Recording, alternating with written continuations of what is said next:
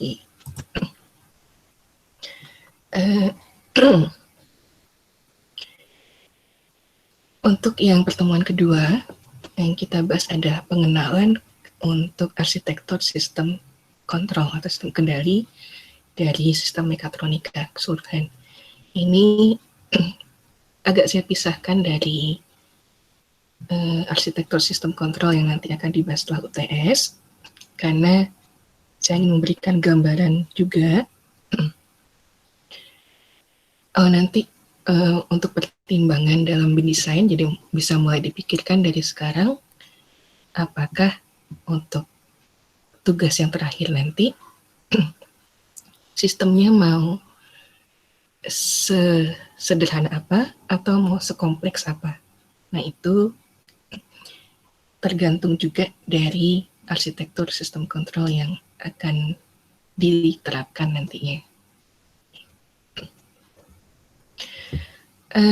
Untuk materi arsitektur sistem kontrol, untuk pengenalannya, kita nanti akan mengenal spektrum dari sistem kontrol mekatronika, dari mulai reaktif sampai deliberatif, kemudian arsitektur sistem kontrol mekatronika itu sendiri, lalu sejarah singkat, tapi ini ada kaitannya dengan robotika, yang akan menjadi asal muasal dari kenapa muncul arsitektur sistem kontrol untuk sistem mekatronika secara umum.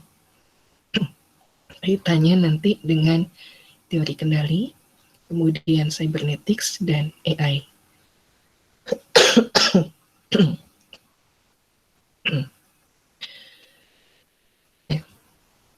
Mungkin kita tinjau kembali.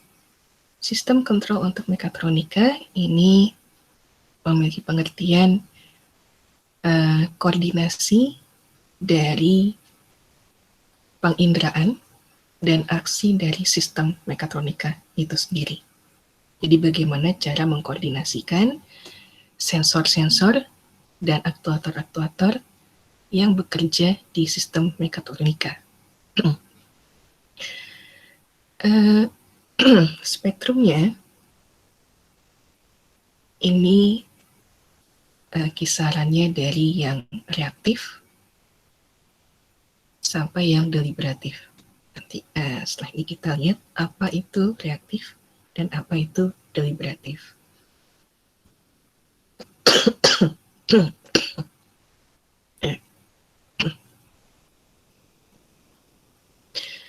Ini diambil dari buku yang cukup lama, tahun 98. Tahun 98 ini saya masih SMA. Kalau kalian mungkin ada yang belum lahir atau mungkin ada yang sudah.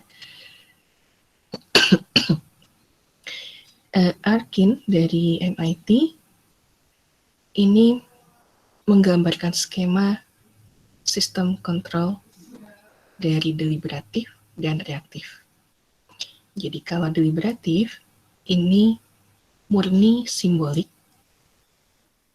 Jadi pemrograman secara simbolik ini masuk ke deliberatif. Sebentar ya.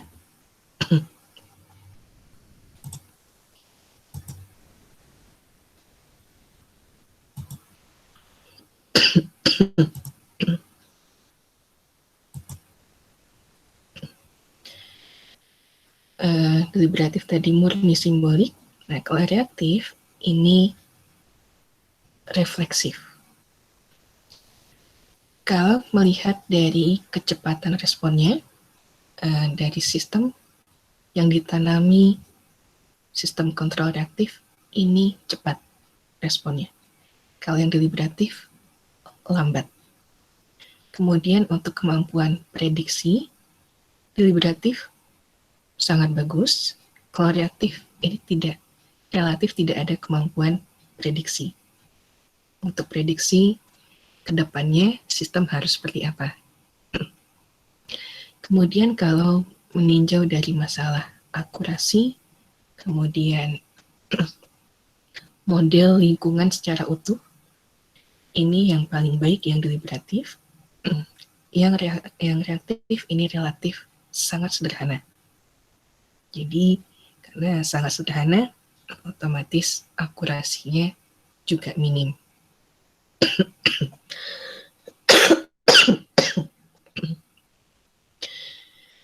Nah, ini ada penjabarannya lebih lanjut. Kalau yang deliberatif, dia bergantung pada representasi simbolik, sementara kalau yang reaktif, ini tidak ada representasinya. Kemudian untuk responnya, deliberatif jauh lebih lambat dibandingkan yang reaktif, sementara reaktif ini mengejar respon real time. Kemudian kalau melihat dari masalah kecerdasan, yang reaktif ini kecerdasannya ada di level bawah, low level. Kalau yang deliberatif ini yang high level. Jadi AI bisa masuk ke sini, yang AI yang kompleks, reaktif pun bisa, tapi yang ditanamkan ke sistem kontrol reaktif ini relatif yang sangat sederhana AI-nya. Karena di reaktif yang dikejar adalah komputasi yang sederhana, yang simple, sementara kalau di deliberatif, variabelnya ini bisa mencakup banyak variabel dan sebentar.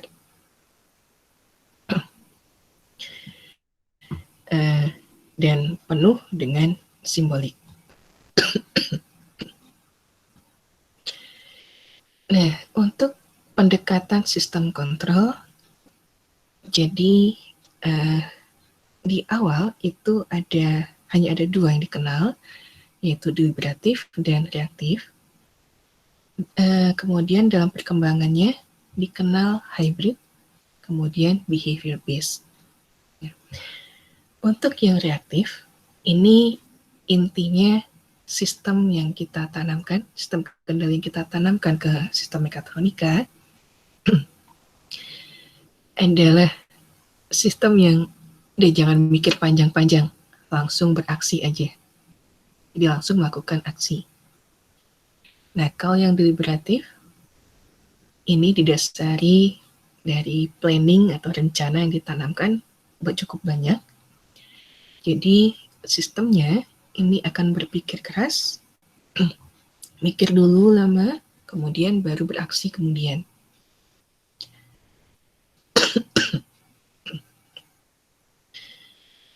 Karena masing-masing ada kekurangannya dan masing-masing ada kelebihannya. Bu Niken? Iya. Ini apa kontrol sistemnya ini tuh ada kita ngomongin yang closed loop, open loop atau gimana? Arsitektur sistem kontrol. Jadi cara mengkoordinasikan gimana sih nanti sistem mekatronikanya bekerja. Berarti Jadi nggak ada urusan open loop, closed loop gitu nggak ada? Belum ada. Oke. Aduh, bentar ya.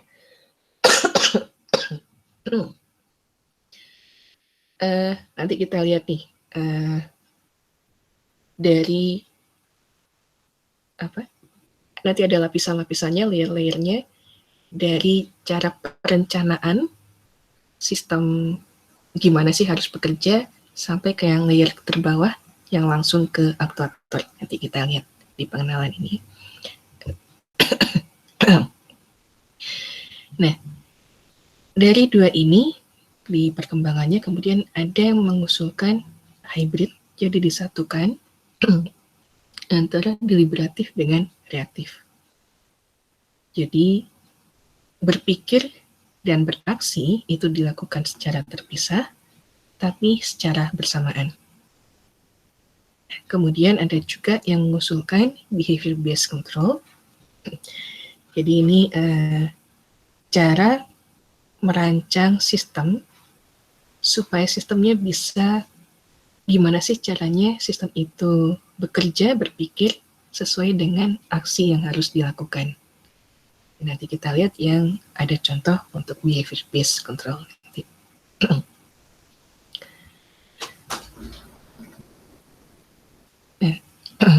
Untuk berpikir versus beraksi,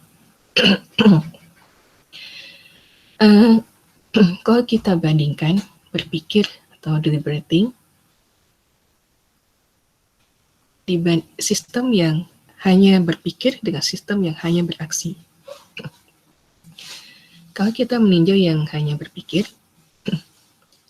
ini kerja dari sistem akan lambat, kemudian kecepatannya akan menurun seiring dengan meningkatnya kompleksitas. Jadi semakin banyak, ini saya berbicaranya ke arah computer science ya, semakin banyak variabel yang kita masukkan ke program untuk sistem mekatronika dan sistem yang lainnya, tidak hanya mekatronika, ini otomatis kecepatan komputasinya berkurang. Nah, kalau kecepatan komputasi berkurang, otomatis aksi yang akan dilakukannya juga akan lambat, karena dia menghitung dulu, berpikir dulu. Kemudian untuk yang deliberatif, sistem akan memasukkan planning, jadi sistem akan melihat ke depan, apa sih rencana-rencana yang harus dilakukan untuk menghindari solusi yang buruk. Jadi misalnya kendaraan yang tanpa driver, gimana sih caranya supaya kendaraan itu bisa menghindari tabrakan misalnya dengan kendaraan di depannya, kecepatannya harus berapa. Nah, itu planningnya harus seperti apa untuk ngatur kecepatan. Kemudian kalau ada yang melintas tiba-tiba, planningnya seperti apa. Nah, itu dimasukkan rencana-rencana ini. Kemudian risikonya dari deliberatif, karena berpikir planningnya lama, otomatis bisa mendatangkan dampak yang cukup berbahaya. Karena berpikir lama, aksinya bisa jadi terabaikan. Kemudian di sistem yang deliberatif, informasi yang akurat itu sangat diperlukan. Dan banyak sekali yang diperlukan. Tapi ada keuntungan dari yang deliberatif ini, sistem akan fleksibel ketika kita meningkatkan kompleksitas. Jadi misalnya dari kendaraan tanpa driver tadi, kita ingin menambahkan variabel lain. Misal, kendaraannya bisa berjalan di air. Nah, itu variabel apa lagi yang bisa dimasukkan ke situ? Ini memungkinkan untuk yang deliberatif. Nah, kalau yang reaktif, fleksibilitasnya terbatas. Jadi, kita tidak bisa seenaknya menambahkan kemampuan ke sistem yang reaktif. Tapi keuntungan dari yang reaktif, ini aksinya akan cepat, jadi mengabaikan masalah kompleksitas. Kemudian, untuk sistem kontrolnya, kita bisa menanamkan atau built-in ke sistem yang kita buat, ke sistem mekatronika yang kita buat, atau kita bisa menanamkan dalam bentuk belajar. Jadi misalnya gunakan dulu AI di luar sistem, kemudian baru kita tanamkan ke sistem mekatronikanya.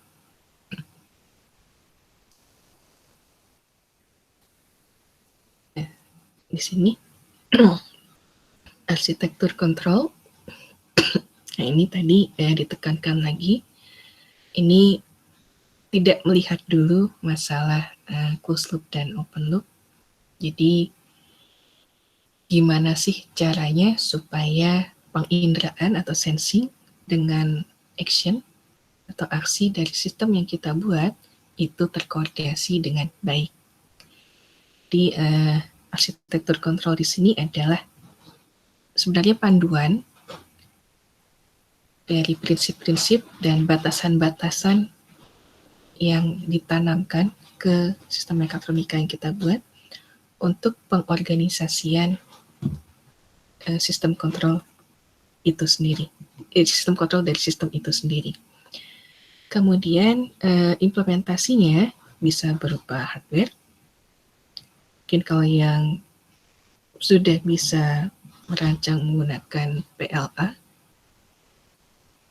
ini terpakai, atau menggunakan software. Kemudian yang perlu diingat, controller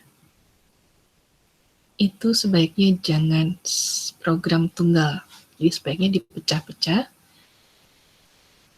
ke dalam beberapa sub program, atau kalau misalnya kendaraan tadi yang tanpa driver, itu kalau bisa untuk pengeremannya saja controllernya sendiri. Kemudian untuk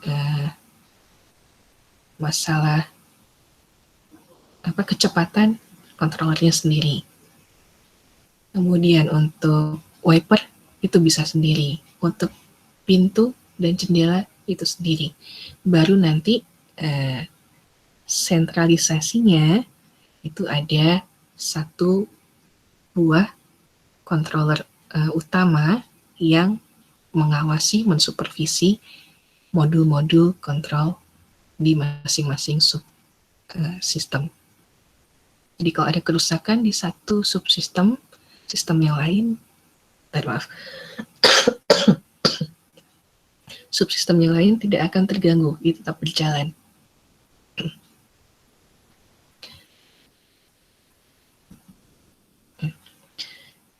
Lalu pertimbangan apa sih yang harus kita lakukan, harus kita pilih untuk memilih arsitektur kontrol? Ini ada beberapa pertimbangan.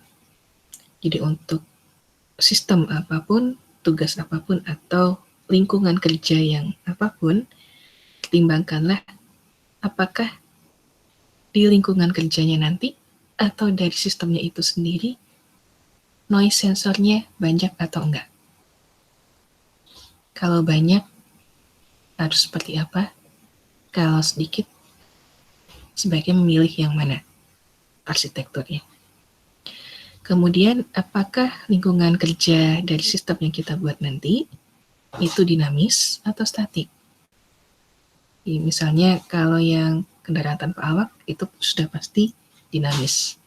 Yang statik, misalnya manipulator, robot lengan untuk assembly kendaraan, itu relatif statis. Jadi dipilih nanti arsitektur kontrolnya yang mana, yang baik. Kemudian apakah sistem bisa mengindra atau mengsense semua yang dia perlukan. Di misalnya kalau kendaraan tanpa driver, apakah suhu perlu? Apakah kalau nanti misalnya terjun ke air, apakah harus juga mengsense keberadaan air itu seperti apa, membedakannya dengan jalanan biasa? Kalau tidak perlu, arsitekturnya yang dipilih yang mana? Kemudian, seberapa cepat sistem harus mengindra atau beraksi? Inginnya seberapa cepat? Nah, ini biasanya tergantung dari tugas sistem yang kita buat nantinya, atau kaitannya juga dengan masalah tingkat bahaya tugasnya, atau yang berkaitan dengan nyawa manusia. Kemudian apakah sistemnya nanti harus mengingat informasi masa lalu supaya tugas yang diberikan dapat diselesaikan? Lalu apakah sistem harus bisa memprediksi ke depan supaya tugas yang bisa terselesaikan. Kemudian apakah sistem perlu meningkatkan behavior-nya atau perilakunya dan harus bisa belajar hal-hal baru. Nah, ini yang jadi pertimbangan. Bu, Mm-mm. kalau sistem harus mengingat masa lalu untuk menyelesaikan kerjaannya berarti itu lebih buruk ya? Karena apa? Lebih situasional, nggak apa? Ya gitu. Ya gitu. Nah, kalau yang ini, yang bisa mengingat masa lalu, ini kaitannya dengan yang tadi. Ada kaitannya dengan yang closed loop. Kan kalau closed loop otomatis, kalau kita feedback-kan,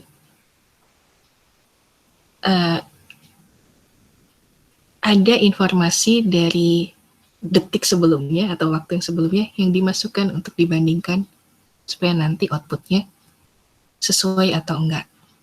Nah, itu bisa juga closed loop di sini.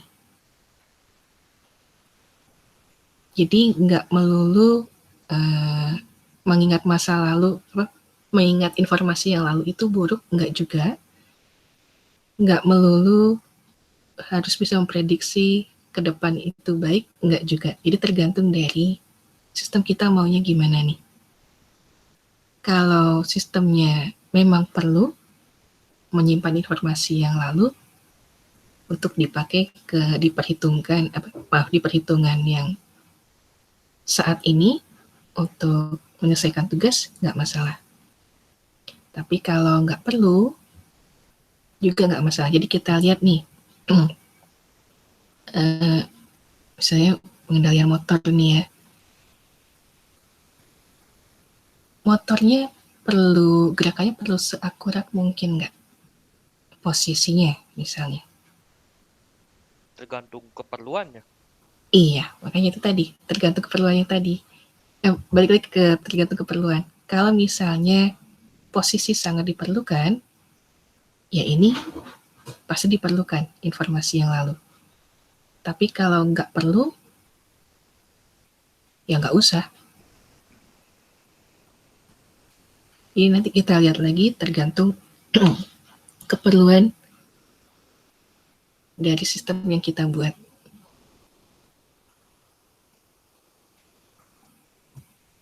Lanjut ya. Maaf saya batuk.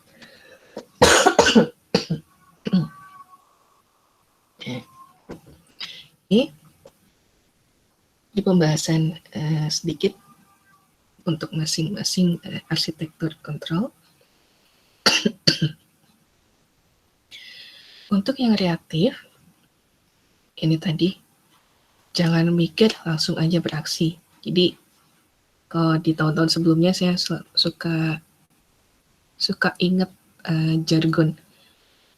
Kalau disenggol langsung bacok. Nah, ini reaktif kontrol. Jadi, untuk arsitektur reaktif ini, tekniknya adalah memasangkan persepsi dan aksi sedemikian rupa sehingga nanti respon yang dihasilkan itu cepat dan ini terpakai di lingkungan kerja yang dinamis dan tidak terstruktur. Jadi kalau tidak terstruktur itu ada lingkungan yang terstruktur dan ada yang tidak terstruktur. Jadi kalau yang terstruktur biasanya sudah dikondisikan, kalau yang tidak terstruktur ya karena dinamis tadi kita kadang nggak tahu.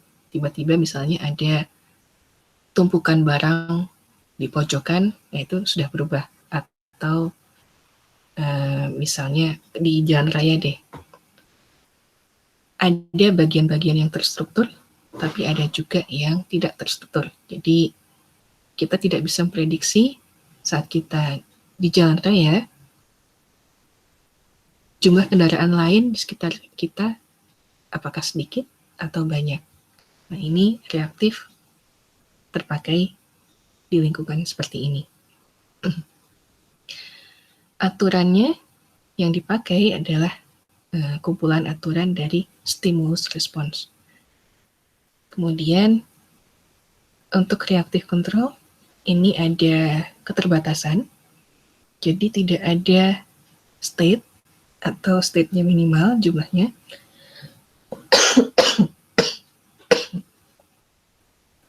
Kemudian tidak perlu memori. Representasi internal juga nggak ada, representasi internal dari lingkungan kerja. Kemudian tidak bisa merencanakan ke depan, jadi tidak bisa prediksi, dan juga tidak bisa belajar. Jadi kalau melakukan pembelajaran, misalnya menggunakan neural network, atau deep learning, machine learning, ini tidak bisa diterapkan di reactive control, kecuali kalau kita melakukannya di luar, baru kita tanamkan. Tapi setelah ditanamkan, hasilnya sistem yang kita buat juga tetap nggak bisa belajar.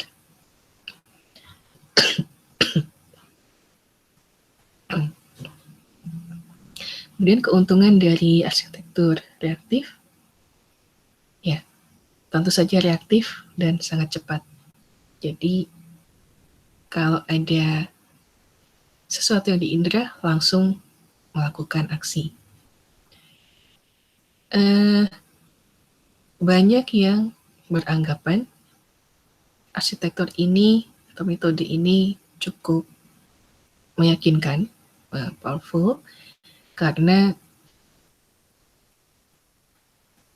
dunia nyata, hewan itu rata-rata reaktif. Bu, kalau begitu, daripada kita reaktif dan apa ya satu lagi itu pas ya? Deliberatif. Ya deliberatif. Kenapa nggak kita gabungin aja selalu gitu dari semuanya? Nah itu makanya ada yang mengusulkan nanti. Selalu gitu digabung. Jadi ada reaktifnya, ada juga deliberatifnya. Jadi ada itu apa ya? Kebutuhannya lebih banyak gitu tercapai. Makin kesini memang banyak yang menggabungkan, karena itu yang metode yang paling kuat sekarang dibandingkan memisah-misahkan deliberatif aja atau reaktif aja. Ya, makin kesini memang pakai yang digabungkan. Tapi ada dua penggabungan. Ada yang nanti kita lihat, ya. Ada yang hybrid, ada juga yang behavior based. Oke. Nah, ini sebelum ke sana kita bahas dulu yang deliberatif nih. Deliberatif ini sebenarnya yang paling klasik, jadi yang paling duluan sebelum ada reaktif. Kalau kita mengenal biasanya di sistem elektronika secara umum, kita mengenal ini sense, planning, dan aksi, paradigma SPA ini. Jadi deliberatif pakainya itu. Di indera dulu, di sensing dulu, pakai sensor, kemudian dihitung, baru nanti dikeluarkan aksinya harus ngapain. Ini ada keterbatasan dari deliberatif, karena prosesnya harus seperti ini, otomatis lama waktunya. Kemudian deliberatif juga memerlukan model lingkungan kerja.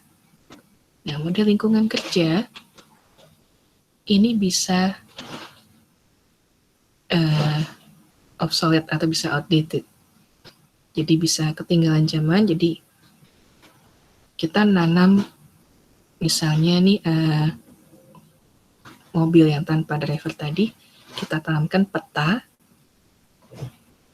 Nah, sementara, nah ini deh contohnya Google Map. Siapa yang suka mengandalkan Google Map kalau jalan? Kalau nggak tahu sih saya. Kalau nggak tahu jalan. Suka kecil apa ya? Suka tertipu nggak? Sebenarnya sih bukan suka tertipu, tapi suka nggak efisien gitu ngambil jalannya gitu. Nah, saya ada dua kejadian nih. Kalau yang pertama mungkin yang kalau di kampung-kampung ya, atau di kompleks yang tiba-tiba ada yang ngadain hajatan. Kita mau jalan lewat situ, kondangan hajatan pesta, tenda sampai ke jalan. Nah itu otomatis kita harus nyari alternatif lain, sementara Google nyaraninnya lewat situ. Nah, satu lagi yang tadi yang kata Riner nggak efisien. Saya pernah nih waktu liburan terakhir itu 2019 ya bareng teman-teman ke Tumpak Sewu, air terjun di kaki Semeru. Itu dari Malang ke Lumajang, balik laginya karena ngandelin Google Map kita nyasar.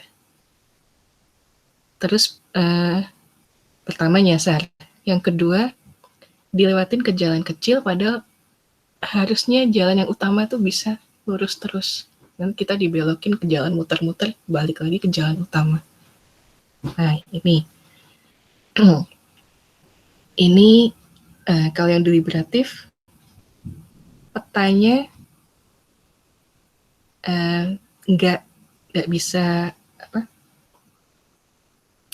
sih namanya, tetap gitu aja.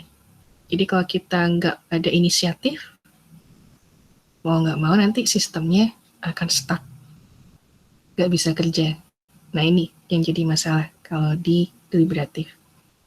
Kemudian responnya sangat lambat, jadi nggak bisa real time. Tapi dia punya keuntungan ini,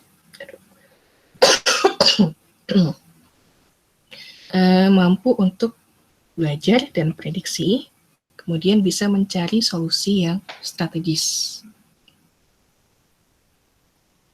Nah, masing-masing ada kelebihan dan ada kekurangannya. Bu. Ya. Bu Niken.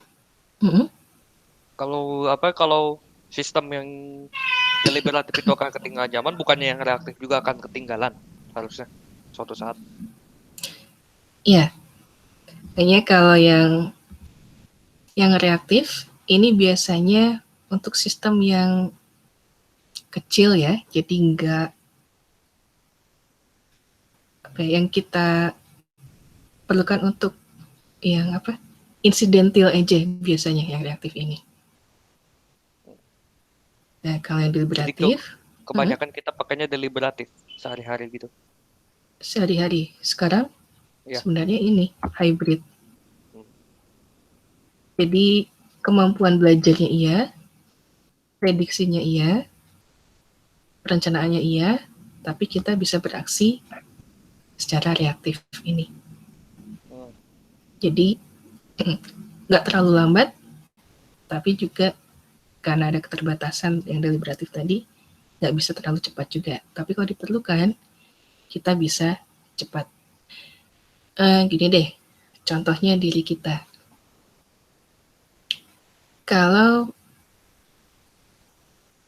ada yang suka olahraga jalan kaki atau lari pagi, atau lari deh, rutenya dari rumah kemana, terus keliling, balik lagi ke rumah. Nah, ini yang kita pakai deliberatifnya. Jadi ada planningnya, kita nanti mau lewat mana aja. Kecepatannya kira-kira berapa, apakah nanti tengah jalan harus istirahat dulu atau enggak. Tapi terus misalnya tiba-tiba di tengah jalan, nah kita juga punya kemampuan reaktif nih, refleks. Kalau ada saya ranting jatuh, kita agak bisa merasakan nih anginnya dulu yang kerasa, otomatis kita akan menghindar. Nah itu reaktifnya. Jadi deliberatifnya ada, di tengah jalan, aktifnya kalau ada sesuatu, diri kita akan refleks, beraksi.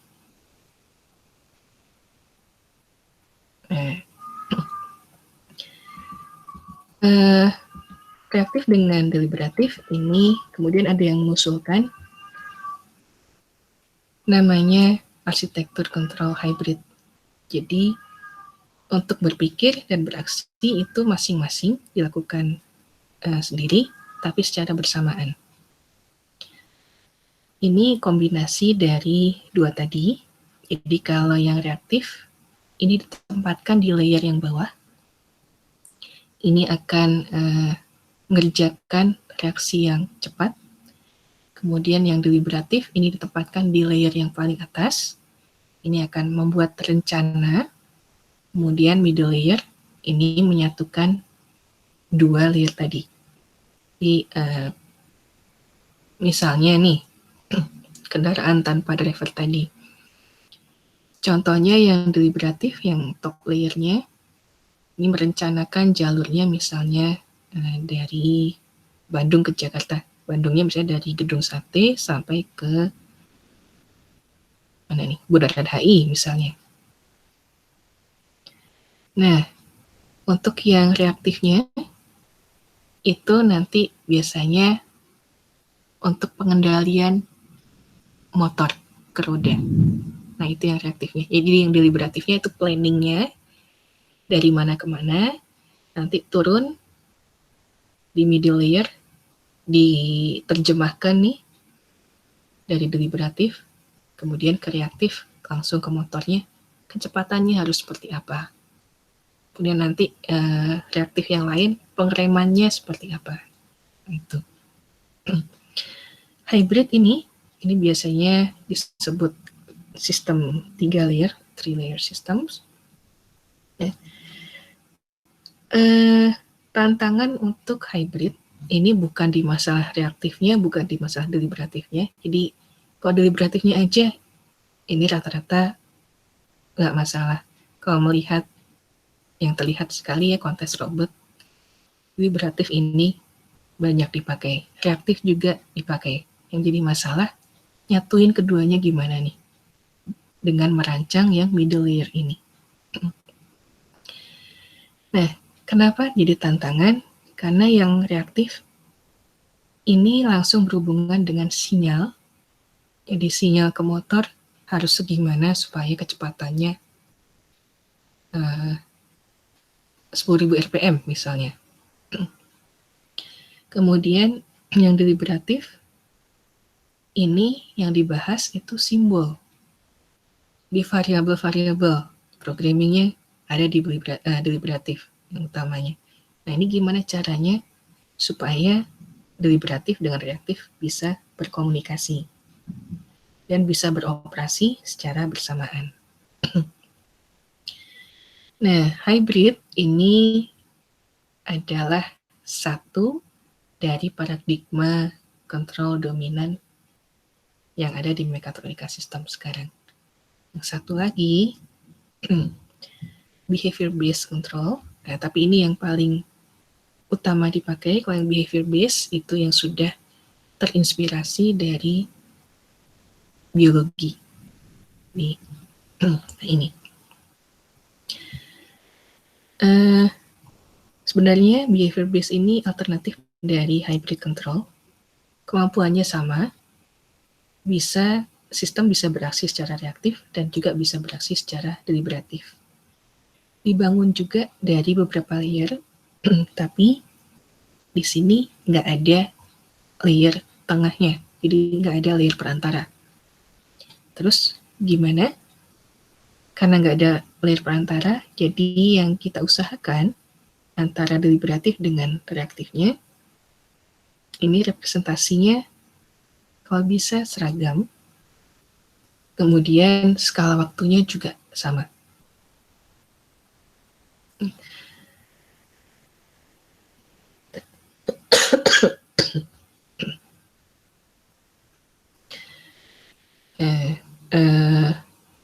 Untuk yang behavior ini, di sini ada catatan yang penting ini, respon dari sistem yang ditanami behavior based control ini real time.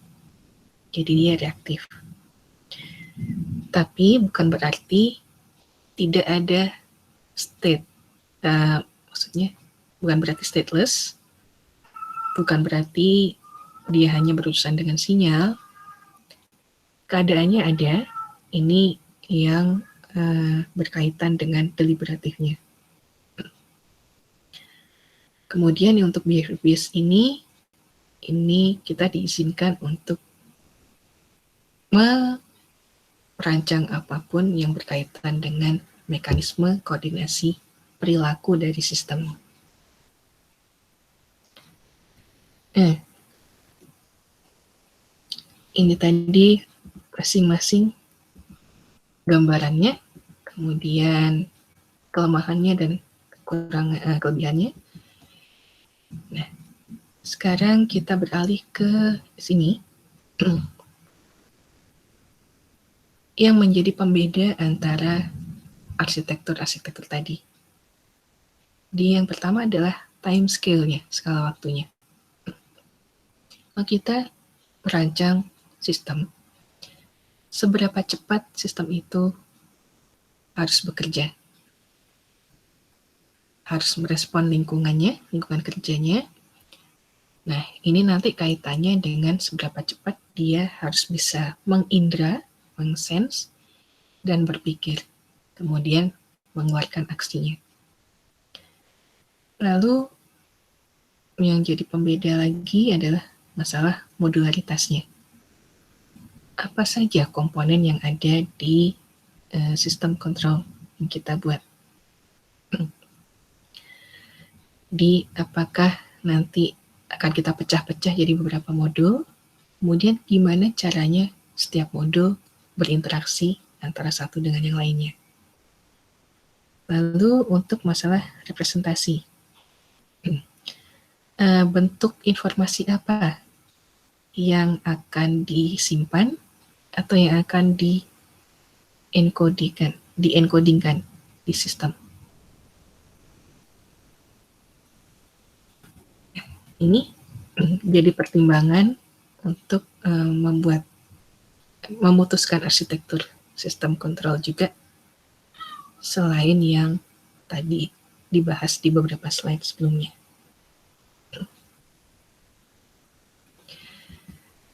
Nah,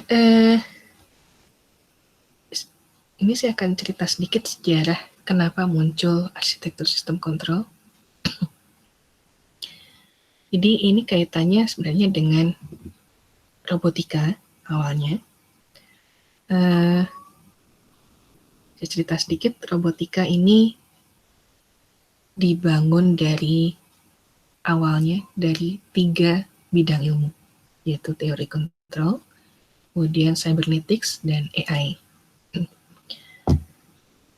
Untuk cybernetics ini muncul di sekitar tahun 40-an, 1940-an, kemudian AI mulai ada pengaruh di tahun 50-70-an. Tapi kemudian AI di awal-awal itu ada kaitannya dengan masalah fisik. Jadi AI dengan robot itu saling berkaitan karena AI ditanamkan ke fisik, yang nyata. Sedangkan dalam perkembangannya, AI bisa dipisahkan hanya dalam bentuk software aja, tidak harus ditanamkan ke hardware. Nah, di sini kemudian di tahun 80-an, metode baru dikenalkan, kemudian robot itu ditempatkan kembali terpisah, harus ada di lingkungan yang fisik, bukan yang tanpa fisik. Jadi kalau misalnya ada istilah bot untuk misalnya buzzer otomatis ya, kirim di media sosial, itu sebenarnya bukan istilah robot murni karena tidak berkaitan dengan hardware, jadi hanya software aja. Kemudian kontrol teori ini berkaitan dengan studi matematis. Jadi kontrol teori ini yang kita kenal, yang open loop, closed loop, kemudian observable, dan lain-lain, state space. Nah, studi matematisnya ini membantu kita untuk mengerti konsep dasar dari sistem mekanik. Sebentar, saya mau nanya dulu, kalau di Maranatha sistem kendalinya apa aja nih yang dibahas? Sekarang sih masih diagram, blok saya masih yang dasar. Oke, kalau yang temannya? Bang Kevin mah harusnya udah banyak, udah mau lulus soalnya. Gimana Kevin?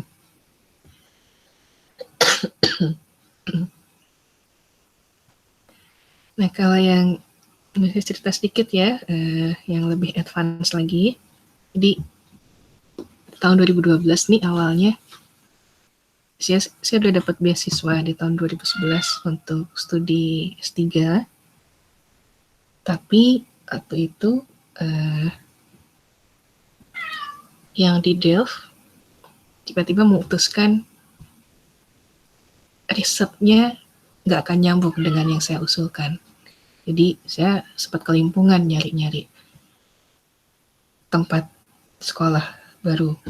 Nah, kemudian tiba-tiba ada tawaran dari, saya lamar kedua tempat, yang satu ke Jerman, kemudian satu tawaran dari Inggris karena ada dosen ITB yang kenal dengan yang memerlukan dosen yang di Inggris memerlukan mahasiswa S3. Jadi saya memutuskan ke Inggris karena yang di Jerman saya nggak mau belajar bahasa Jerman untuk ngajar anak-anak S1, kan ada kewajiban di Jerman mahasiswa S3 harus ngajar mahasiswa S1. Tapi masalahnya kuliahnya gratis Bu di Jerman. Iya, tapi masalahnya bahasa Jerman, saya nggak mau belajar lagi, susah. Saya pusing dengan maskulin femininnya itu, kelas katanya itu. Jadi ke Inggris, cuma di Inggris itu risetnya, karena saya basicnya dari AI, memang S2 saya ngambilnya kendali dan sistem cerdas ya, tapi lebih ke sistem cerdasnya, AI-nya yang lebih saya inikan, kendalinya enggak. Nah, begitu sampai sana itu kendali murni, persamaan yang di teori kendalinya itu benar-benar kita harus nurunin matematiknya iya, kemudian dilihat persamaan fisikanya. Misalnya untuk pegas deh, itu nanti diturunkan. Matriksnya seperti apa? Ini nanti dihitung.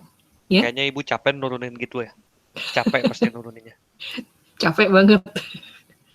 Dan basic saya bukan itu banget, makanya wah. Akhirnya tahun 2014 diputuskan saya berhenti dari situ, pindah jurusan, masih di kampus yang sama. Tapi murni ke robotika yang murni AI. Jadi bukan yang ke sistem kendali. Di yang sistem kendali itu bukan robotika sama sekali. Dan saya risetnya dari S1, S2 itu robot. Dia balik lagi ke itu. Nah ini kalau masuk ke sini nih, mesin uap, ini bisa diturunkan juga. Persamaan fisikanya seperti apa, persamaan state space-nya seperti apa, matriksnya seperti apa. Kemudian nanti ditranspose, yang pangkat -1 transpose-nya. Kemudian untuk inverse, terkasih. Kemudian pesawat juga sama. Ini juga bisa diturunkan. Persamaan fisikanya itu.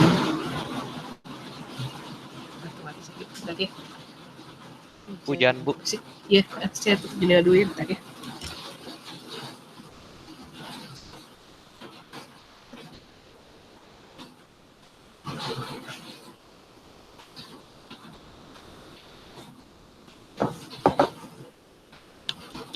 Suaranya masih masuk ya, hujan? Masih Bu. Tapi mendingan sih daripada tadi. Mendingan Bu. Oke.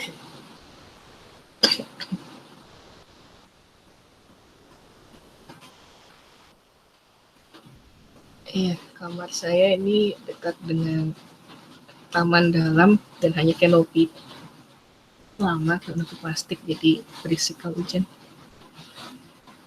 Nah, kalau yang control system ini pasti berkaitan dengan masalah feedback. Jadi kalau sudah masuk ke sistem mekatronika yang ingin yang bagus, kalau bisa ya jangan open loop, tapi harus closed loop. Feedback mau nggak mau harus diikutkan.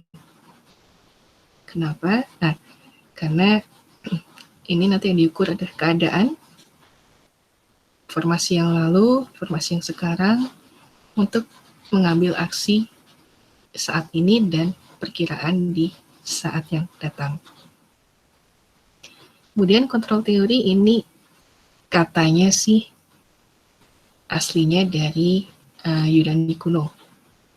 Jadi untuk mungkin nanti bisa searching untuk jam air. Jadi gimana cara ngatur jam air di masa Yunani kuno, kemudian sistem pengairannya. Tapi kemudian setelah itu dilupakan, ditemukan lagi saat era Renaissance untuk dipakai untuk ini, tungku pembakaran dengan mengatur panas. Nah, ini 3 nama ini yang mengusulkan. Kemudian windmills, penggilingan tepung menggunakan kincir angin. Kalau yang kincir angin ini saya nggak lihat ke dalamnya ya, jadi hanya lihat aja di luar pas di Belanda. Nah, kalau yang menggunakan tenaga air saya sempat lihat ke dalam di Winchester, dulu ibu kotanya England, masih ada penggilingan tepung dari sejak tahun 1000 Masehi sampai sekarang masih kerja. Sempat berhenti di Perang Dunia II, tapi terus sekarang diaktifkan lagi. Nah, ini kalau yang air itu diusahakan putarannya selalu stabil, kincirnya. Meskipun nanti airnya deras atau airnya sedikit, jadi saat kebetulan sih kalau di Inggris sih seringnya hujan sih ya, jadi relatif stabil. Nah, kalau yang menggunakan angin, ini yang harus diperhitungkan gimana caranya menstabilkan penggilingannya, putarannya tetap segitu, sementara angin bisa suatu saat nggak ada angin sama sekali, atau suatu saat anginnya sangat kencang. Nah, ini pakai kontrol teori. Kemudian dipakai lagi mungkin mengenal mesin uap James Watt. Ini sejarah sedikit. Lalu setelah itu feedback control. Nah, ini nanti yang terpakai kalau yang di deliberatif ini sebenarnya konsepnya juga ada miripnya dengan feedback control. Jadi nanti mungkin ya setelah UTS ya. Jadi dari sensor masuk, kemudian nanti planningnya direncanakan, lalu aksinya dikeluarkan. Nah, nanti yang dari aksi ini ada yang di-feedbackkan masuk ke planning lagi. Nah, ini deliberatif biasanya berkaitan dengan yang feedback. Nah, kalau yang reaktif, kalau kita ibaratkan, itu mirip dengan yang open loop tanpa feedback.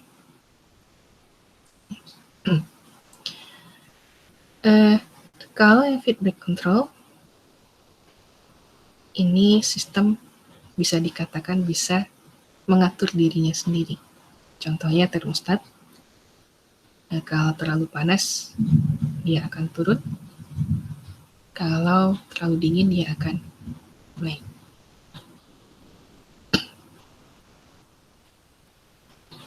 Kemudian setelah control theory ada cybernetics. Ini diusulkan pertama kali oleh Wiener tahun 40-an, tapi asal katanya dari kata kyberns, kata Yunani yang berarti mengatur, menyetir, mengendalikan. Cybernetics ini adalah kombinasi dari teori kontrol, kemudian ilmu informasi atau information science, dan biologi. Nah, prinsipnya sebenarnya bisa kita analogikan bisa dari hewan, bisa kita analogikan ke mesin, terutama untuk masalah pengendalian dan komunikasi. Mungkin ini kita lihat nih contoh dari cybernetics dan control theory. Di tahun 53 ada robot sederhana dari namanya Tortor atau Machina Speculatrix. Jadi sistem ini punya satu photocell, satu buah sensor tabrakan, dan satu motor 3 roda dan 1 baterai. Perilaku yang dimiliki, dia harus bisa mencari cahaya. Jadi kalau ada cahaya yang cukup, jadi nggak terlalu menyilaukan, sistem ini akan maju. Tapi kalau cahayanya menyilaukan, sangat terang, dia mundur. Nah, perilaku yang ditanamkan dari sini bisa kita turunkan, belok, dan mendorong. Kemudian dia juga bisa mericas baterainya sendiri. Yang dipakai di sini adalah kontrol reaktif. Jadi kalau cahayanya nggak silau, dia nyamperin, mendatangi. Tapi kalau silau, dia menghindar, langsung mundur. Nah ini reaktifnya di sini. Perilakunya yang ditanamkan adalah prioritasi.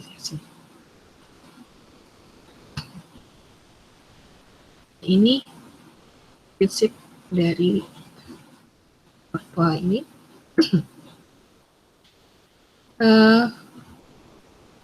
Grey-Walter ini menganut sederhana itu lebih baik dibandingkan yang kompleks. Kemudian untuk sistemnya, dia selalu bereksplorasi sistemnya, jadi tidak diam, kecuali saat recharge. Kemudian ada perilaku atraksi, jadi dia akan maju kalau ada objek cahaya yang tidak menyilaukan. Kemudian ada perilaku aversi, dia akan menghindar kalau ada stimulus yang negatif. Kalau ini ada tambahan stimulus negatifnya, misalnya rintangan yang berat, jadi dia menghindar, atau ada slopes, bukan jurang, misalnya kalau ada lantai nggak rata, lantai berikutnya naik tegelnya sini atau turun, nah ini slopes ini. Kemudian sistem Tortoise ini juga bisa membedakan perilaku produktif dan yang tidak produktif. Jadi bisa beradaptasi dari sini tadi, yang atraksi atau yang aversi tadi.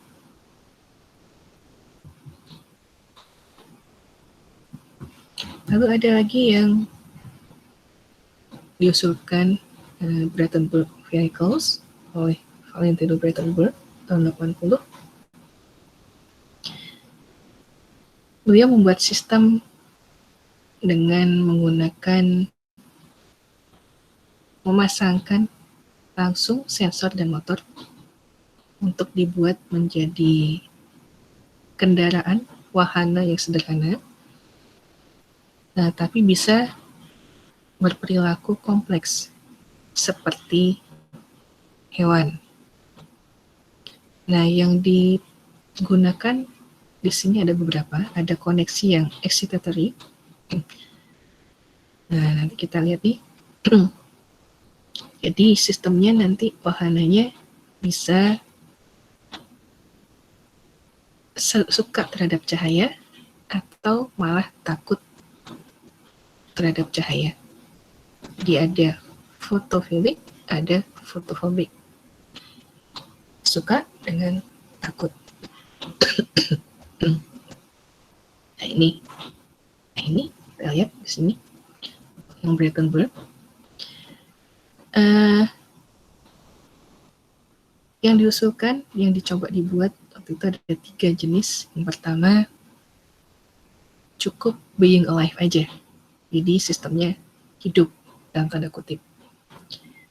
1 motor, 1 sensor. Kemudian kalau ada cahaya, seperti yang tadi yang tertua, dia mendekati atau menghindar.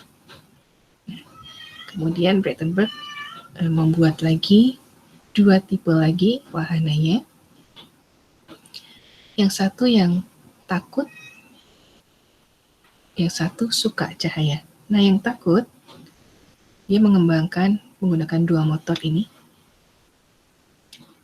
dan 2 sensor. Koneksinya excitatory. Jadi, kalau sensor kanan langsung terhubung ke motor kanan, sensor kiri ya terhubung ke motor kiri. Jadi kalau ada cahaya di sini, ya. Bisa nggak Bu kalau cuma 1 sensor aja? Jadi dipikirin nanti mau ke kiri atau ke kanannya. Pakai controller atau apa gitu. Tergantung perilakunya mau apa. 1 sensor aja yang ini bisa, ini 1 sensor aja, motornya 2 bisa. Tapi tergantung kita lagi, kita ingin sistem kita perilakunya seperti apa. Oke. Ini Nah, kalau ini Bratenberg mengembangkan lagi nih, yang satu yang takut. Jadi kalau ini kan begitu ada cahaya yang redup, dia datang, kalau terang dia berhenti atau mundur. Nah, kecuali kalau kita set lagi di program mundur terus belok kanan atau belok kiri, nggak apa-apa. Nah, kalau ini Bratenberg nggak main di programnya, jadi dia langsung main di hardware-nya. Di sini begitu ada cahaya kena ke sini, karena di sini intensitasnya lebih tinggi dibanding yang kiri, sistemnya akan langsung belok ke kiri. Jadi dia lebih milih yang cahaya lebih sedikit ke kiri. Nah, kalau yang ini, karena perilakunya ingin dibuat sistemnya suka cahaya, jadi dipasangnya bersilangan seperti ini. Di kalau ini, kena cahaya lebih banyak di sini, otomatis motor yang ini yang nah ini, motor yang ini perputarannya lebih sedikit, yang ini yang kena cahaya lebih sedikit, perputarannya lebih banyak. Jadi di sini yang dimainin kecepatan putaran motornya dari berdasarkan pembacaan sensornya. Jadi kalau berlebihan pembacaan sensornya, putarannya lebih banyak. Ini belok ke kiri, nah ini juga putarannya lebih banyak, lebih mendekati ke sini. Jadi kalau yang tadi Rainer bilang, kalau di sini kita pasang 2 motor, saya menghindar, mundur, terus belok ke kanan, belok kiri, itu lebih main lagi di softwarenya, kita ngeset lagi. Nah, kalau yang ini, ngesetnya cukup sedikit. Di asal sensornya dapat cahaya banyak, motornya harus lebih cepat atau lebih banyak dibandingkan motor yang satunya. Kalau misalnya intensitasnya dua-duanya sama, baik kanan maupun kiri. Nah, itu nanti bisa kita lihat apakah mendekati atau malah mundur atau malah stuck diem. Kalau ada yang mau nyoba silakan.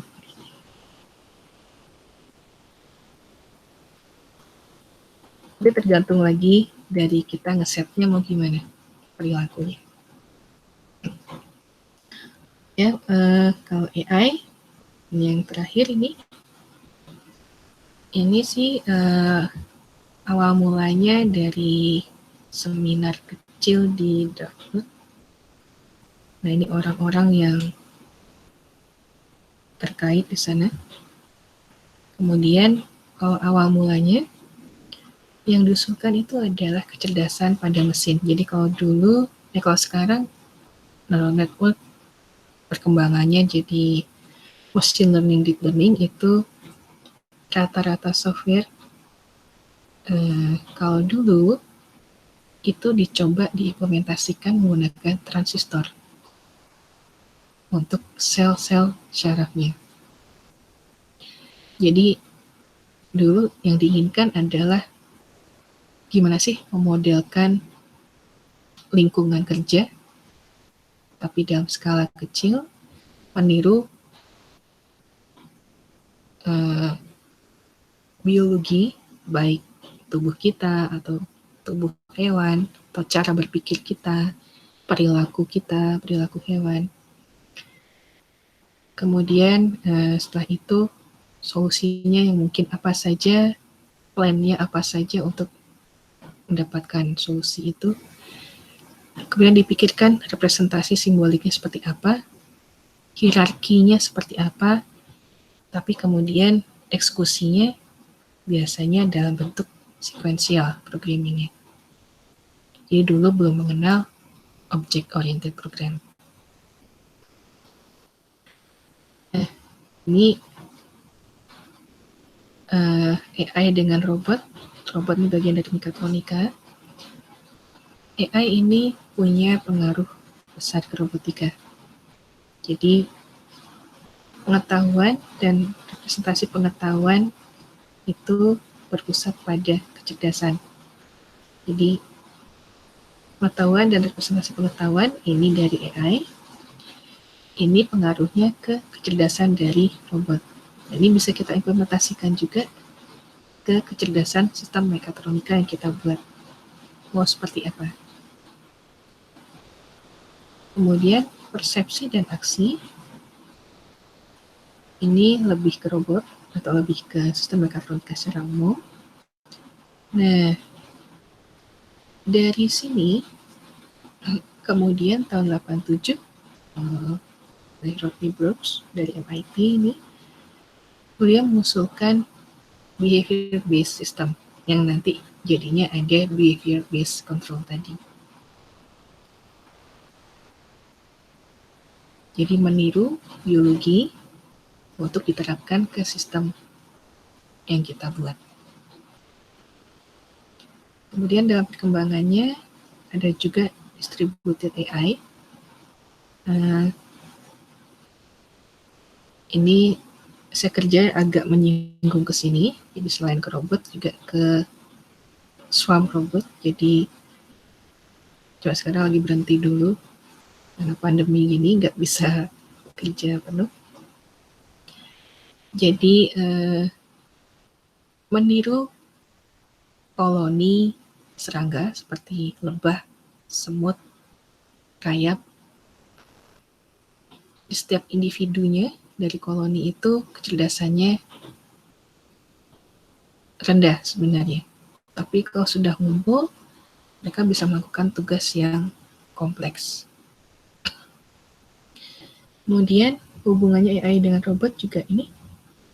Robot pertama yang dibuat itu rata-rata dipengaruhi oleh AI, meskipun kontrolnya deliberatif.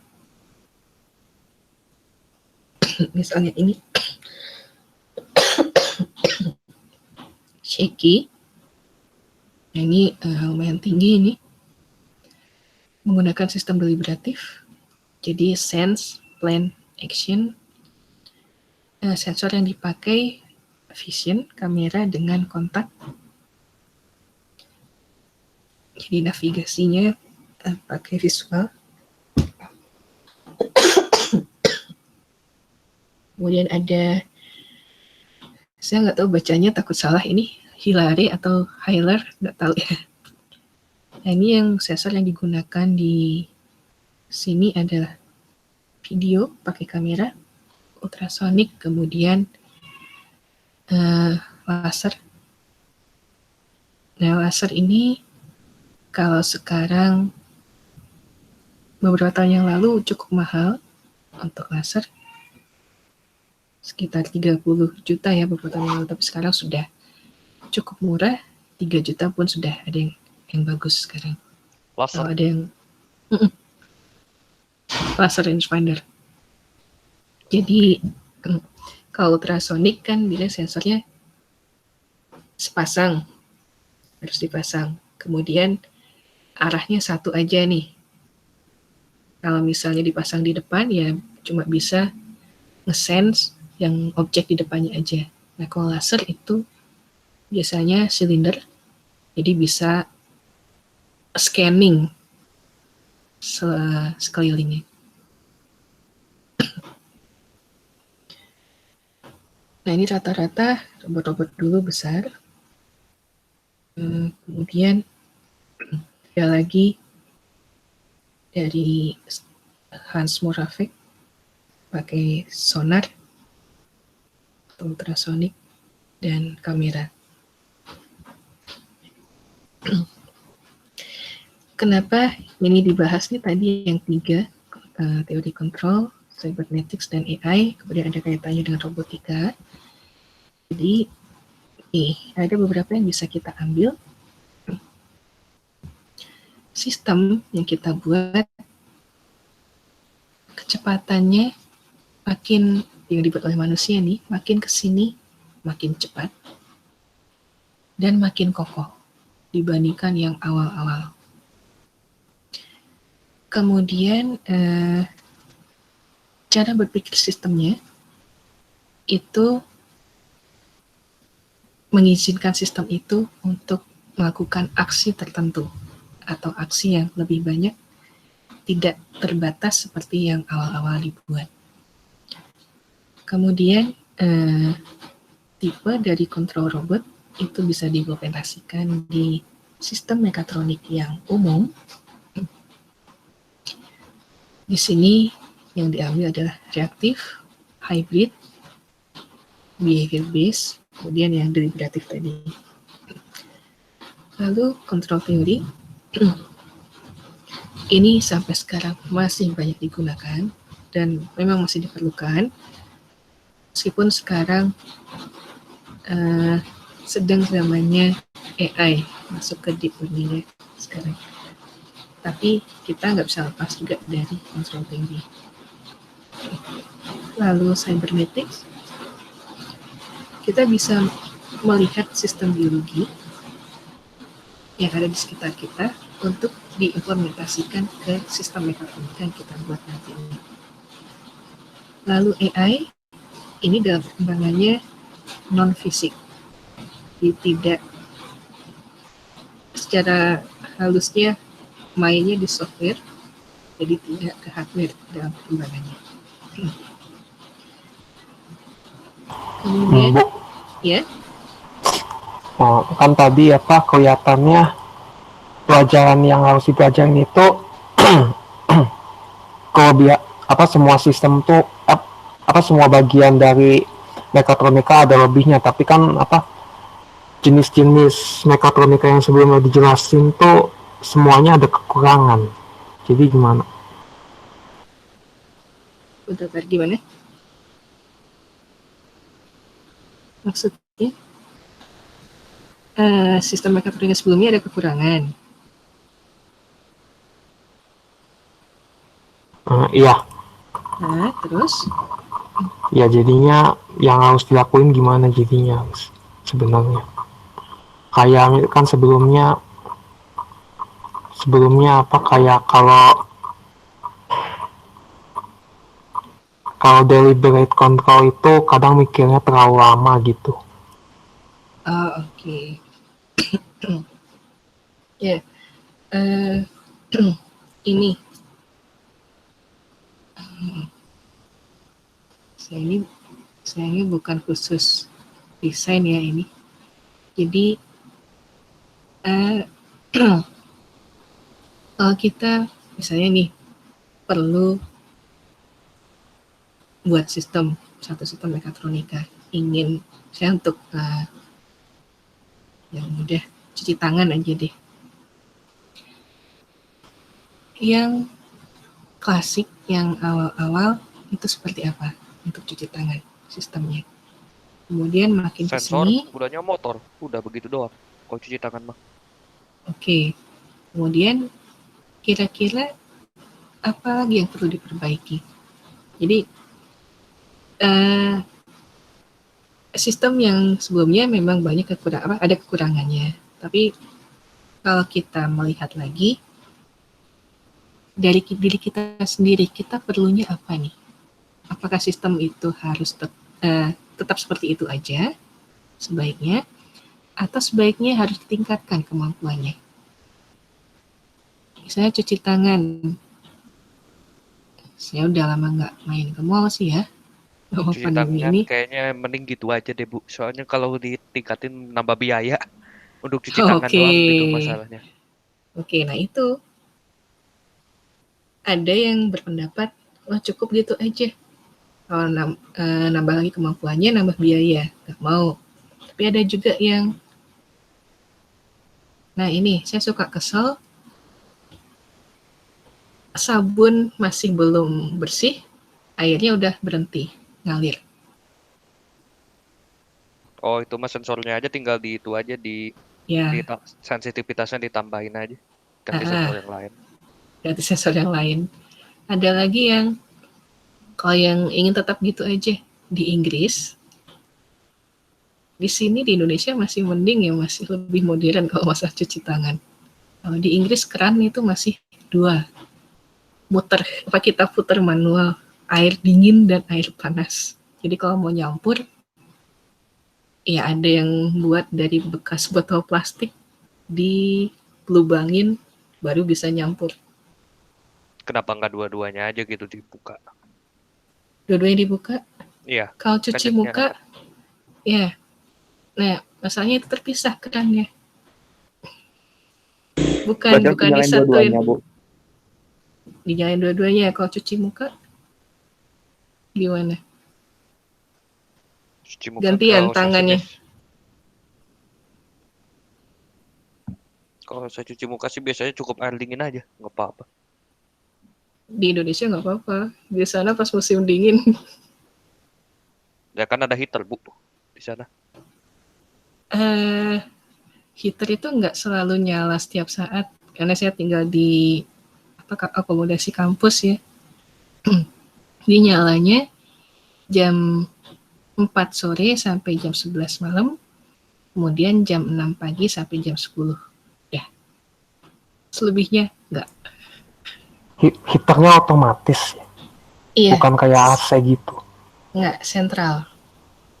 Dan kita dilarang punya heater tambahan, karena memang banyak kejadian karpet kebakar, jadinya kebakaran.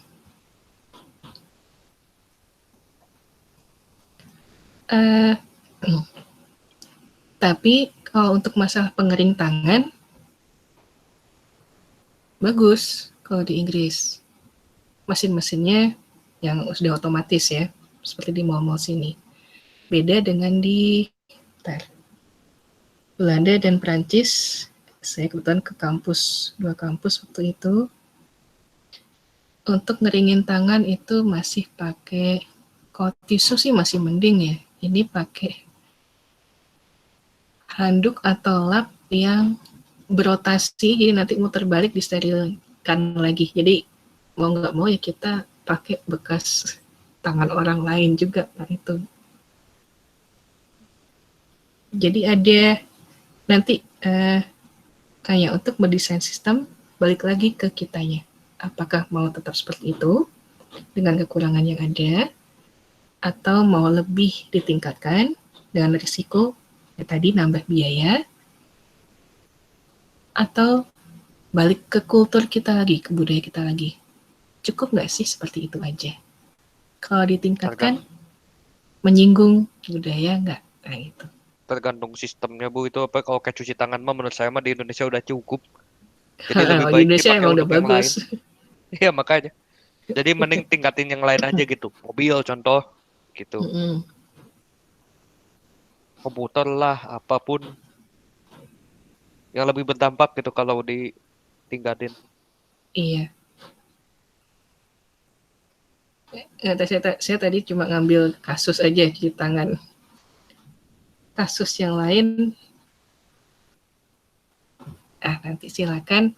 Ini tugas kalian juga nih. Kalau nanti sudah selesai kuliah, saya ingin membuat sistem yang lebih baik. Silakan nanti diaplikasikan. Ini 2 slide lagi nih. Ini tantangan yang kita hadapi kalau ingin mendesain sistem mekatronika, dan tantangannya berkaitan dengan arsitektur sistem kontrol tadi. Yang perlu dipertimbangkan masalah persepsi, apakah sensornya, noise-nya sedikit atau banyak, lalu jumlah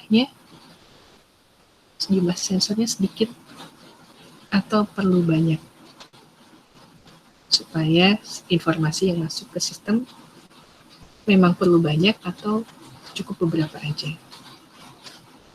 Seperti tadi yang untuk cuci tangan, cukup sensor satu aja kan untuk mendeteksi tangan kita aja, nggak perlu suhu tangan kita, tidak esensial. Kemudian aksinya, aktuasinya, yang harus kita lihat juga kemampuan dari efektornya, efektor sistem yang kita pakai, yang kita pilih untuk dipakai, kemampuannya seperti apa?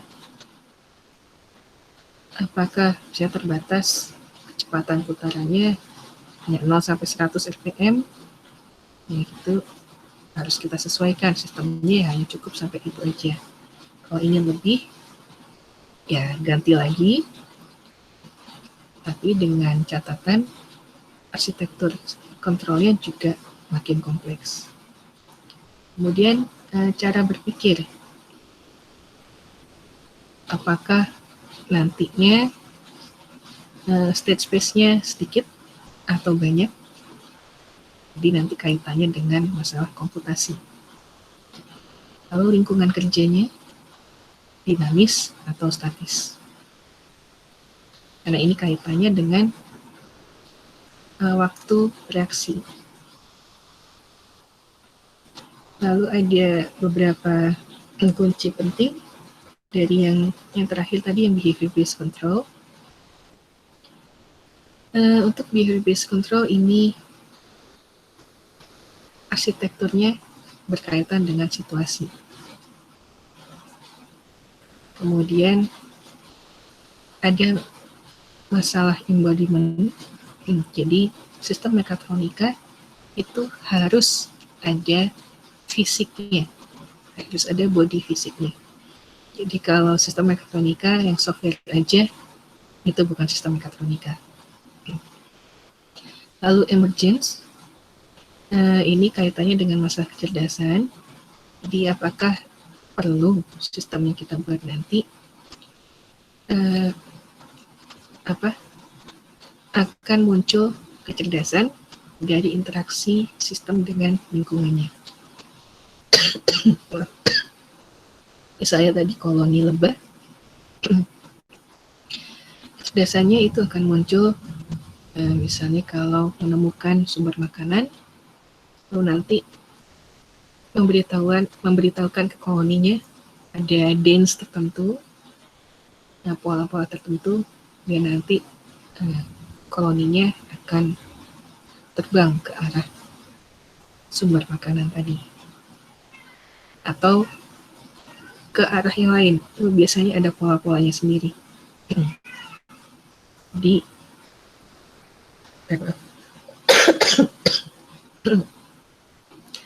muncul karena interaksi dengan lingkungannya, dengan sumber makanannya, dan dengan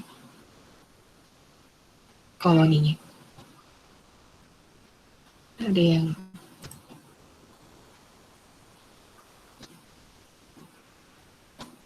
oke, ada lagi ya. Kunci penting yang lainnya adalah grounding in reality. Jadi ada korelasi antara simbol dengan realitas, dengan dunia, dengan lingkungan kerja. Lalu scalability. Nah, kalau sudah main ke behavior based control, ini nanti ada masalah skalabilitas. Jadi ada kecerdasan yang high level, semakin kompleks itu kecerdasan dari sistem kita semakin tinggi.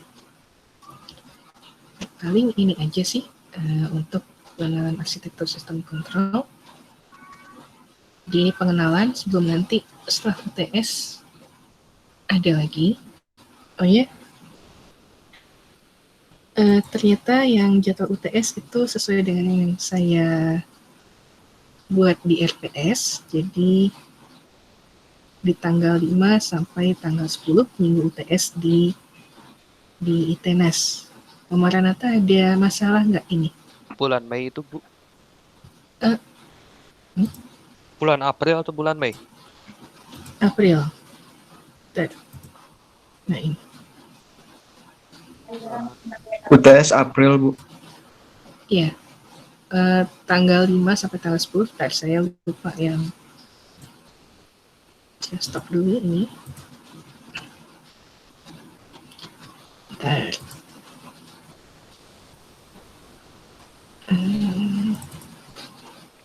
Jadwal UTS,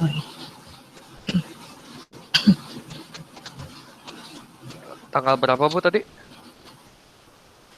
Bentar, saya buka dulu. Yang mekatronika itu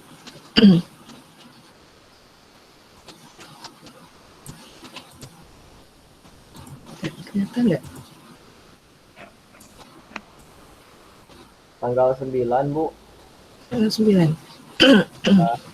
Mekatronika tanggal 9.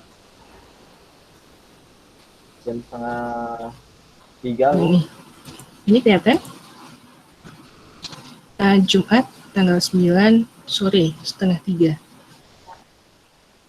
Teman-teman Maranatha gimana? Tanggal 9 jam 3 sore. Setengah 3. Setengah 3. Coba sebentar, sampai jam berapa? Saya biasanya pasang waktu 2 jam. Jadi kalau sampai jam berapanya tergantung soal. Saya kelas sih, Bu, jam setengah 4-nya. Oke. Nah, ini yang perlu dipikirkan nih. Masalah Kalau TS pagi gimana kalau pagi? boleh. Jadi yang bentrok silakan. Keluar jadwal ini nggak apa-apa. Saya sih pagi atau malam. Soalnya siang dari jam 1 sampai jam setengah 6 kuliah. Atau sampai jam 6 ya. Malam. Iya, kayak malam nggak apa-apa sih. Yang tahun lalu juga begitu dari offline ke online juga ada yang bentrok setengah kelas, bisanya malam, ya udah nggak apa-apa malam. Ya dari jam 1 sampai jam 6 Jumat mah. Oke. Pagi palingan. Paling ini dulu deh. UTS itu tanggal 9 April. Kalau ada yang, ya hari Jumat, kalau ada yang bentrok, 9 April setengah 3 sore, kalau ada yang bentrok atau ada jadwal lain, silakan nanti kasih tahu ke saya. Ini nanti bisa duluan atau bisa nyusul. Oke, Bu. Oke, ditunggu ya. Ya. Untuk kuliah pengganti gimana, Bu? Nah, Udah 3 ini. kali itu loh. Kuliah pengganti bisanya kapan? Hari 2 depan kali, bentar, 2 kali sakit ya, jadi 2 kali itu harus diganti. Nah, yang minggu lalu yang libur mau diganti juga. Ganti aja sih kalau kata saya, Ganti, tapi oke. nggak tahu kalau Berarti, teman Intenas nggak setuju. Boleh. Boleh, Bu. Berarti 3 kali ya. Ya Bu. Bisanya kapan? Selasa Saya saya nih, kosong, Bu. Jam berapa Selasa. dulu? Selasa, Bu. Selasa, bentar. Selasa jam berapa dulu kosongnya itu? Nah, atau gini, saya ada jadwal itu Rabu siang, itu nggak bisa karena ngajar. Kamis ini juga ngajar, sama Jumat pagi itu ngajar. Di luar itu, kalau ada rapat, ya nggak apa-apa, saya tinggal rapatnya. Karena udah jadi duluan dengan, jadwal duluan dengan kuliah pengganti. Jadi di luar itu. Jumat siang boleh, Bu. Siang sama Selasa boleh. Jumat siang jam berapa? Trainer, Gimana, Ibu? Saya tiap hari ini ada kuliah soalnya. Nggak, yang paling sepi itu juga hari Kamis itu pun kena itu. Kamis, oke. Kalau Senin, penuh semuanya. Senin Saya Senin siang kosong, Bu. Saya ada, Bu, Senin siangnya. Sampai jam 4. Oke, tabrakan. oke. Kalau Sabtu aja gimana Bu? Udah semuanya Sabtu? libur itu. Sabtu boleh. Boleh, Sabtu boleh, Bu. Setuju, Bu, Sabtu. Aduh, Sabtu. Boleh. Ya Sabtu aja lah, semua udah deal Sabtu Bu. Oke, Oke. berapa? Sepi semua ada. Aduh. Itenas ada Dari yang kuliah. Itenas ada yang kuliah biasanya.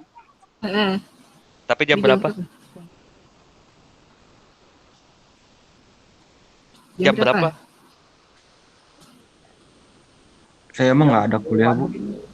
Jadi biar nggak terlalu pagi dan biar nggak terlalu siang itu. Jam Pada berapa? Jam Saya sih. 10 aja. Jam 10, Bu. Jam 10, oke. Ya, Deal. Oke lah jam 10 Sabtu. Mulai Sabtu ini atau Sabtu minggu depan? Terserah, Bu. Ya, Bu. Oh, kata saya sih mending Sabtu ini supaya Sabtu materinya ini. kekejar. Oke. Boleh Bu, Sabtu ini ya. Sabtu ini di tanggal 20, tanggal 27, dan terakhir tanggal 3 sebelum UTS ya. Ya gitu tuh, biar Pas ya. keburu. Ya pas Kalau di sekali. minggu depan udah nggak bisa ditunda lagi. Oke, Sabtu jam 10 ya. Berarti 2 kali pertemuan nih setiap minggu. Maaf ya. Ini ketinggalan banyak nih. Untuk link itunya Bu, dikirim di mana Bu? Link apa ya? Google Meet-nya?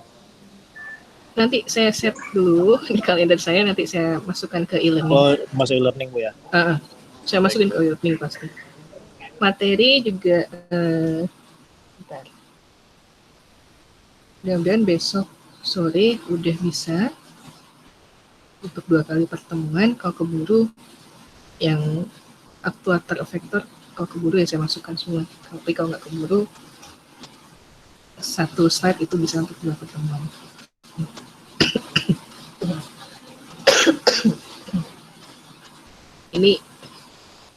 Ini maaf ya, selain keteteran dan sakit, saya juga kejar tayang mata kuliah lain. Jadi materinya masih belum siap sepenuhnya. Oke, setiap Sabtu jam 10, deal ya. Nanti yang TS, yang bentrok, atau yang ada jadwal, silakan kasih tahu saya. Oke, ada lagi? Bu mau tanya, kalau UTS-nya itu ngerjain sholat atau kayak gimana, Bu? Ngerjain soal biasanya. Oke. Nanti saya inikan contoh-contoh soal yang 2 tahun ini. Oke, terima kasih, Bu. Lebih ke masalah ini sih, mekanik sebenarnya. Tapi nanti saya sisipkan juga masalah pertanyaan kira-kira kalau nanti desain, mau desain apa, arsitektur sistem kontrolnya mau yang seperti apa. Itu gambaran awal dulu itu.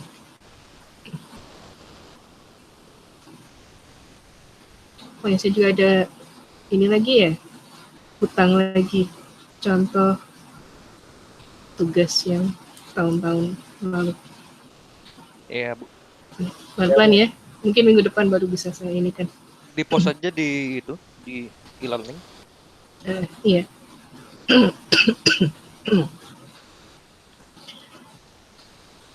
Oke.